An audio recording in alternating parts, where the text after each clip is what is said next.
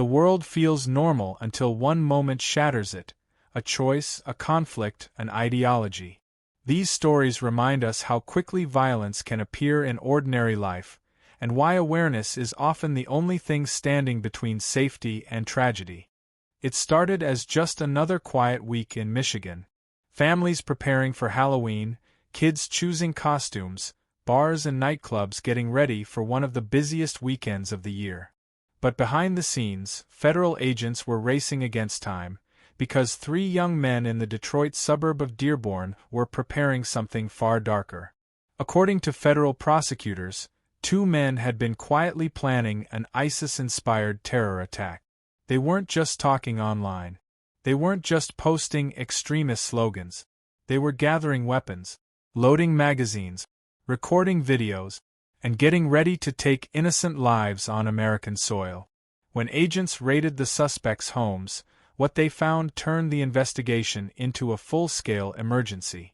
AR-15 rifles, tactical gear, thousands of rounds of ammunition, and, the most concerning, detailed notes describing potential targets around Wayne County.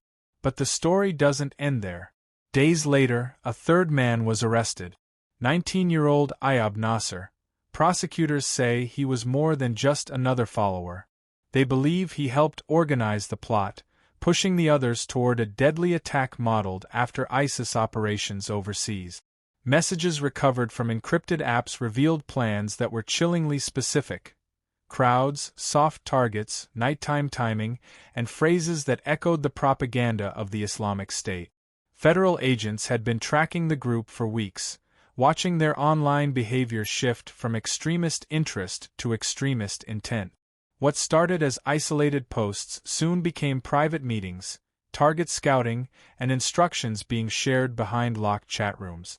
And because the suspects lived in Dearborn, one of the most culturally diverse areas in the state, the possibility of a sectarian or symbolic attack made the threat even more urgent. Agents knew they couldn't wait. And the raid happened just days before Halloween weekend, the exact time investigators believed the suspects planned to strike. The AR-15 rifles recovered during the operation had been modified to mimic military-style setup. Authorities say the suspects practiced with the weapons, took them to remote shooting areas, and filmed themselves firing at makeshift human silhouette. The videos, according to the FBI, were meant to prove loyalty to ISIS ideology. The public never knew how close they came to disaster. Prosecutors described the plot as the most serious ISIS-inspired threat in Michigan in recent years. And investigators say that without the early tip, without the online surveillance, and without the coordinated operation, the outcome could have been catastrophic. Today, the 3 suspects remain in federal custody. They face terrorism-related charges that could result in decades in prison. The investigation is still active, with authorities trying to determine whether there were more people involved, or whether the suspects received instructions from contacts overseas. And while the attack never happened, the case is a grim reminder. Extremism doesn't always come from distant nations or secret cells abroad. Sometimes it grows quietly in suburban neighborhoods, behind closed doors, inside chat groups, among young people searching for identity, and choosing the darkest path possible. Michigan avoided tragedy. But the question remains, how many more plots are forming right now, unnoticed, in the shadows of ordinary American life? While Michigan was dealing with a terror plot, another crime in America shocked an entire community, this time in Missouri City, Texas. And unlike the Michigan case, this tragedy wasn't prevented. It unfolded in a matter of seconds, right in a Walmart parking lot in front of a child. It was supposed to be an ordinary evening. People coming in and out of the store, families shopping, cars quietly passing through the lot. Among them was 22-year-old Jeremy Williams. He was sitting in his car, and in the back seat, a small child. But within minutes, the parking lot turned into the scene of a deadly ambush. Witnesses reported a confrontation between 2 parked vehicles. Police say several teenagers approached Williams' car, and moments later, shots were fired. When officers arrived, They found Jeremy critically wounded. He died shortly afterward. The child, by some miracle, survived physically unharmed, but forever marked by what happened. The shock wasn't just in the violence itself. It was in who police arrested. Over the next days, officers identified 4 suspects, all of them teenagers. All of them students of Fort Bend ISD. And 2 of them were taken into custody right at school, surrounded by classmates who had no idea that the person sitting next to them in math class was wanted for murder. Investigators say the attack was not random.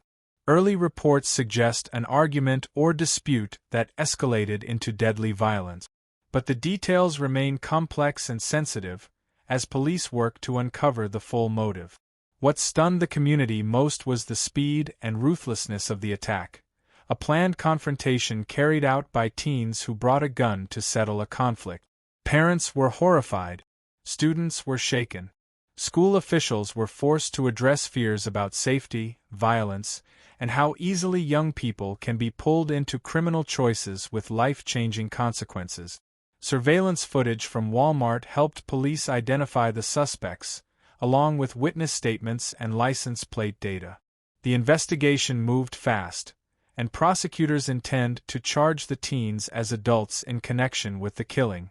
While the Michigan plot was stopped before lives were lost, Missouri City didn't get that chance. A young father is gone. A child now grows up without him. 4 families face the reality that their sons could spend decades in prison. And a community is left asking how the line between teenage mistakes and deadly violence has become so thin. This case highlights a growing concern across the United States. Violent crimes committed by juveniles, often tied to disputes that erupt within minutes. Police and school officials say students are now exposed to weapons, social pressure, and online conflicts that escalate faster than anyone can intervene. 2 crimes, 2 states, 2 completely different motives, but one shared truth. America's biggest threats don't always look the same. Sometimes they come from radical ideology, sometimes from teenage impulse, sometimes from anger, fear, or a need to belong. But every one of them leaves behind victims, broken families, and a community forced to confront the darkness that hides in plain sight. 2 crimes in 2 states, one terror plot stopped just in time, another killing unfolding in seconds.